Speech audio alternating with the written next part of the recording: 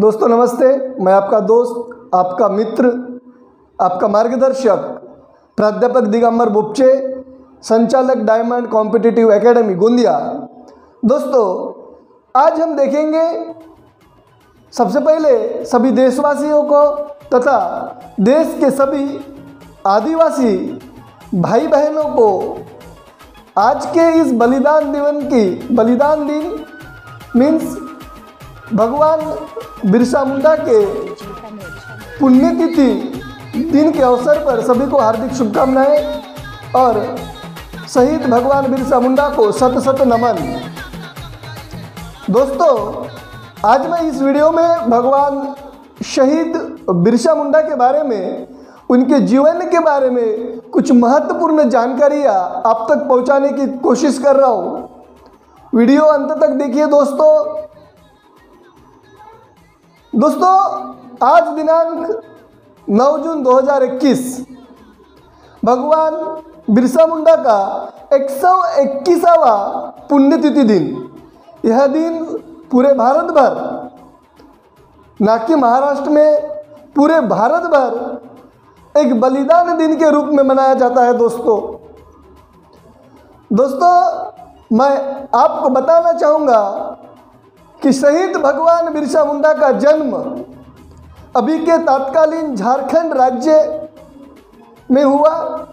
उस समय में जब जन्म हुआ, भगवान बिरसा मुंडा का जन्म 15 नवंबर 1875 में हुआ। दोस्तों 1875, उस समय में बिहार राज्य था, मतलब झारखंड राज्य अलग नहीं हुआ था। तो उस समय के ब्रिटिश सरकार के कालखंड में दोस्तों भगवान बिरसा मुंडा का जन्म 15 नवंबर 1875 में अलीहातू चालकाद नामक स्थल पर, अभी के झारखंड नामक, अभी का जो झारखंड राज्य स्थित है, यहाँ पे हुआ। इनका पिता का नाम सुगना मुंडा तथा माता का नाम कर्मीहातू था। दोस्तों इनका जन्म बृहस्पतिवार को होने के कारण मुंडा समाज में बृहस्पतिवार को वीरवार कहा जाता है और उसी के कारण वीरवार के दिन इनका जन्म होने के कारण इनका नाम बिरसा रखा गया। ओके दोस्तों, इनका बचपन, इनका लालन पालन इनके माता पिता द्वारा किया गया। बचपन से ही बिरसा बहुत ही जिद्दी था और इतना ही नहीं तो निसर्ग के प्रति, पेड़ पौधे, पहाड़ी जानवर, वहाँ के फल कंदमूल के प्रति बहुत ही लगाव था और अपने समाज पे बहुत ही प्रेम था। दोस्तों जैसे ही बिरसा 8-10 साल का हो जाता है तो पढ़ाई के लिए इनको अपने मामा के गांव भेज दिया जाता है। इनकी प्रारंभिक पढ़ाई दोस्तों इनके मामा के गांव में ही होती है। इनका जो मामा का गांव जो है वो है आयाभूत। ओके, मामा का गांव जो है आयाभूत। प्रारंभिक शिक्षा पूरी होने के बाद ये गांव आते हैं और अपने पिताजी को बोलते हैं कि पिताजी मुझे आगे भी पढ़ना है, मैं आगे पढ़ना चाहता हूँ। तो इनके पिताजी इनको मना नहीं करते, भले ही वो एक आदिवासी क्षेत्र से, एक आदिवासी समाज से थे, लेकिन पढ़ाई के प्रति उनका लगाव था। तो इनको आगे की पढ़ाई के लिए क्रिश्चियन मिशनरी स्कूल में दाखिला दिलाया जाता है। लेकिन परिस्थिति ये थी दोस्तों उस समय की कि क्रिश्चियन मिशनरी स्कूल में सिर्फ क्रिश्चियनों के ही बच्चे पढ़ा किया करते थे।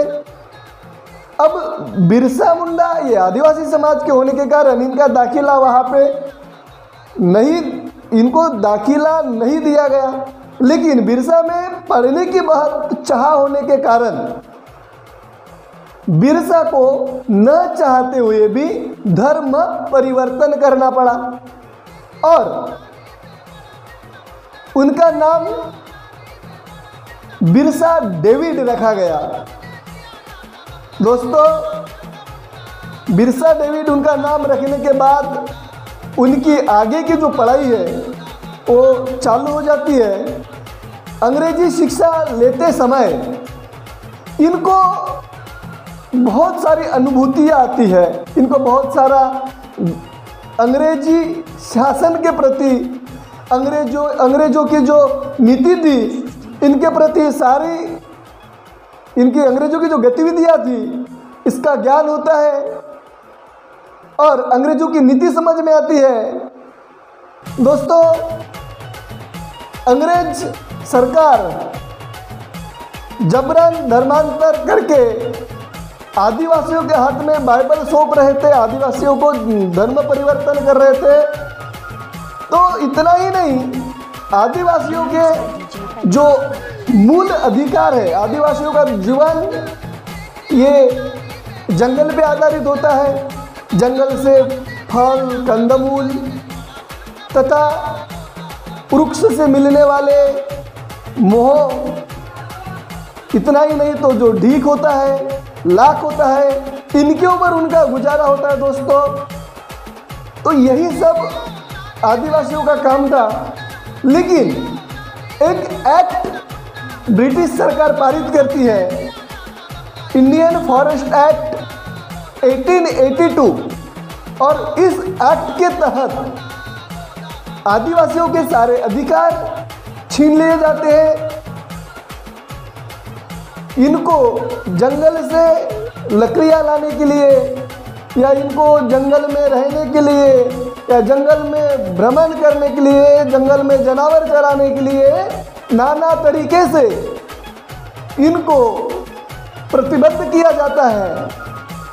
दोस्तों, इसी के कारण अपनी पढ़ाई छोड़कर आदिवासियों के लिए, आदिवासियों के मुक्ति के लिए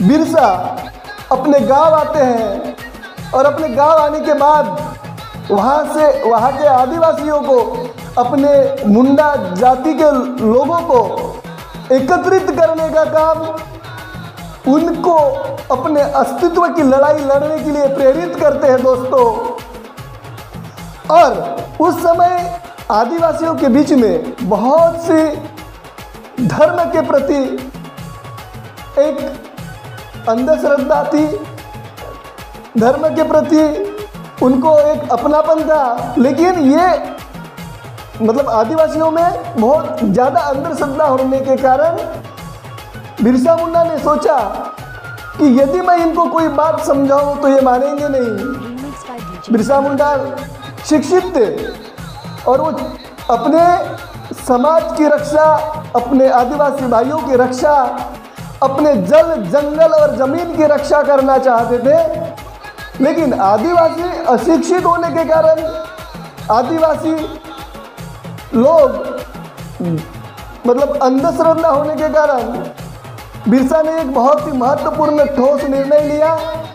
अपने आप को धरती का आबा घोषित किया। धरती का आबा मीन्स धरती का देवता, और अपने आप को धरती का देवता, धरती के देवता के रूप में घोषित किया। दोस्तों, और कहने जाने लगा कि बिरसा में विलक्षण शक्तियां हैं। यह अंग्रेजों के बंदूकों की जो गोली है वह पानी की तरह पिघला सकता है। दोस्तों, ऐसी धारणा आदिवासियों में इतने तेजी से फैली कि धीरे धीरे बिरसा को मिलने उस क्षेत्र के आदिवासी झुंड के झुंड अपने आबा को मिलने आते थे, इस धरती के भगवान को मिलने आते थे। दोस्तों, उस दौरान एक बहुत ही महत्वपूर्ण घटना घटी। वो मैं आपसे ज़रूर शेयर करना चाहूँगा। उस क्षेत्र में चेचक और हैजा की बीमारी फैली और चेचक और हैजा की बीमारी फैलने के बाद बिरसा सुशिक्षित थे। इन्होंने अपने आदिवासी भाइयों को स्वच्छता और सावधानी बरतने के लिए कहा। आदिवासियों के बीच जंगल से लाई हुई जड़ी बूटियों को अपने आदिवासी भाइयों को बीच बांटा। उससे बहुत ज़्यादा मात्रा में आदिवासी भाइयों को बचाने का श्रेय बिरसा को जाता है और इसके कारण बहुत ज़्यादा मात्रा में आदिवासी भाइयों की जो दृढ़ निष्ठा है वो बिरसा के प्रति बढ़ी। दोस्तों, उस क्षेत्र के आदिवासी मुंडा समाज के सभी आदिवासी भाई और बहनें बिरसा को अपना भगवान मानने लगे। इतना ही नहीं तो सिंह बोगा का दूत, मतलब भगवान, सिंह बोगा का दूत मतलब भगवान का दूत, एक धरती पर अवतार लिया जो हमें अंग्रेजों के चुंगलों से मुक्त करेगा। दोस्तों, उस समय में आदिवासी जनजातियों की बहुत ही दयनीय अवस्था थी। वहाँ के जो साहूकार थे, जमींदार थे, वो उनसे काम करा लेना और थोड़े कुछ खाने पीने का देकर उनसे बिगारी कराने का काम किया करते थे। तो इसके विरुद्ध में बिरसा ने जंग फुकारा। सभी आदिवासी भाइयों को इकट्ठा कर उनके हाथों में तीर और कमान दिया और साहूकार की और अंग्रेजों की नीति से अवगत कराया। दोस्तों, और इन्होंने एक बहुत ही क्रांतिकारक दल स्थापित किया जिसका नाम वीरसाइट है।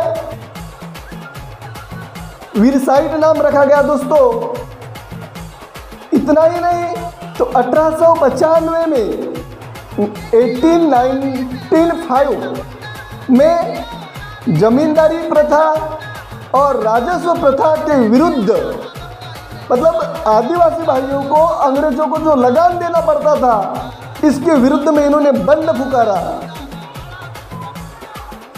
यह आदिवासी भाइयों की अस्मिता, स्वायत्तता और संस्कृति को बचाने का एक संग्राम था। दोस्तों, आदिवासी भाइयों का नारा था उल गुलान। क्या नारा था? उल गुलान मतलब आशिम कुलान, मीन्स प्रचंड विद्रोह। तीर कमानों पे जहर लगाकर जिसको भी तीर लगा तो वो वहीं पे ढेर हो जाता था।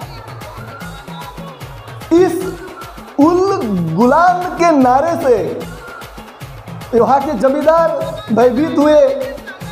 अंग्रेजों की नींव उस क्षेत्र में अंग्रेज घबराने लगे, डरने लगे और बिरसा को पकड़ने के लिए वहाँ पे एक इनाम रखा गया।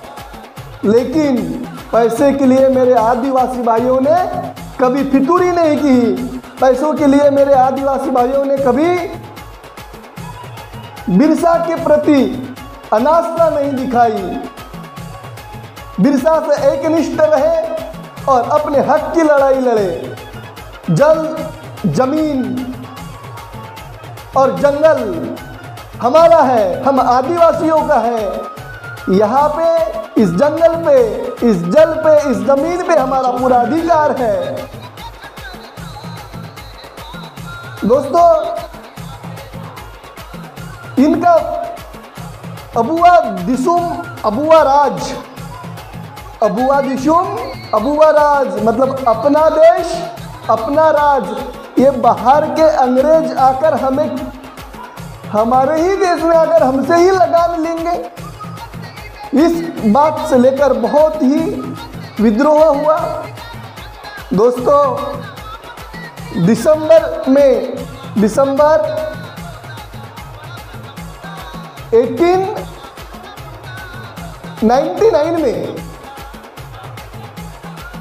क्रिसमस की रात थी और इस क्रिसमस की रात में बिरसा ने पूर्ण क्रांति की घोषणा की दोस्तों। लेकिन जनवरी महीने में बिरसा मुंडा, हमारे भगवान, हमारे देवता, इन्होंने एक आदिवासी भाइयों के जन समुदाय को संबोधित करते हुए अंग्रेजों ने बड़े ही चालाकी से, एक महिला ने खाना बनाने के लिए अंगार जलाई और उसका धूर जो ऊपर निकला दोस्तों, तो अंग्रेजों ने उसी से गैस करके उस क्षेत्र का पता लगाया और